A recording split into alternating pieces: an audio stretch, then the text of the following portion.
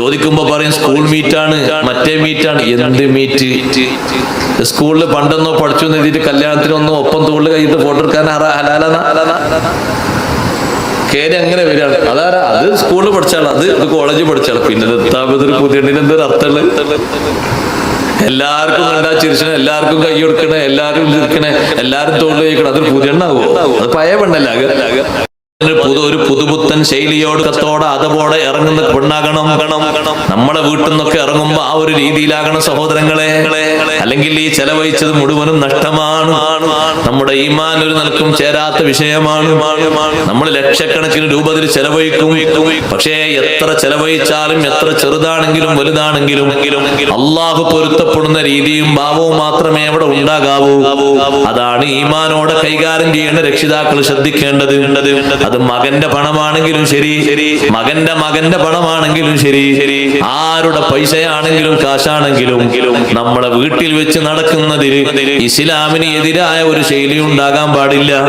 ആ തരത്തിലുള്ള ധൂർത്തിലേക്ക് നമ്മൾ അനുവദിച്ചുകൂടാ. നമ്മുടെ സമൂഹം ഇന്ന് ഏറ്റവും കൂടുതൽ പരാജയപ്പെടുന്ന ഒരു വിഷയം അവിടെയാണ്. ഏറ്റവും വലിയ ചെലവ് നടക്കുന്നു, പക്ഷേ ഫലം തീരെയില്ല. കാര്യമായിട്ടൊന്നും അവിടെ ഫലം കിട്ടാനില്ല.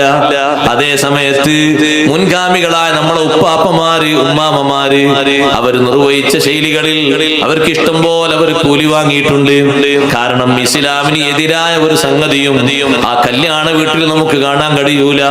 സ്ത്രീ പുരുഷ സമ്പർക്കങ്ങൾ മാത്രമല്ല, ഈ രൂപത്തിലുള്ള ഒരു ഭാവങ്ങളും അവിടെ കാണാൻ കഴിയൂല. അത് ഈമാനിന്റെ ഭാഗമായി ശ്രദ്ധിക്കേണ്ടതാണ്. നിയമങ്ങൾ പരിരക്ഷിച്ച് സൂക്ഷിച്ചുകൊണ്ടുള്ള ജീവിതമാണ് വിശുദ്ധ ഇസ്ലാം നമ്മെ പഠിപ്പിക്കുന്നത്. പേരിൽ നമ്മളൊരു മുസ്ലിമായാൽ പോരാ, തത്വത്തിലും കടമ്പിലും കാമ്പിലും മുസ്ലിമാകണം. അള്ളാഹു നമ്മെ സഹായിക്കുമാറാകട്ടെ. ആ രീതിയാണ്, ആ ഭാവമാണ് സ്വീകരിക്കേണ്ടത്. അതാണ് ഈമാനുള്ള പെൺകുട്ടികളാണോ അവരെ കൊണ്ടുവരുന്ന വസ്ത്രം സ്വീകരിക്കൂല. അവര് പറയും എനിക്കിതിട്ട് പോകാൻ പറ്റൂല. എന്നെ കല്യാണം കഴിക്കുന്ന പുതിയ ആപ്പിളോട് നിക്കാഹ് കഴിഞ്ഞ് ഞാൻ സംസാരിച്ചിട്ടുണ്ട്. ഈ വസ്ത്രമല്ല കൊണ്ടുവരേണ്ടത്. കാരണം ഇതെന്റെ ശരീരത്തിന്റെ പല ഭാഗങ്ങളും വെളിവാക്കുന്ന വസ്ത്രമാണ്. ഈ വസ്ത്രം ഇട്ടിട്ട് പോകാൻ ഞാൻ ഒരുക്കമല്ല എന്ന് പറയുന്ന പെൺകുട്ടികൾ ഈമാനിന്റെ അടയാളങ്ങളാണ്. ആ രീതിയിൽ ഉമ്മമാരെ, സഹോദരിമാരെ വളരണം.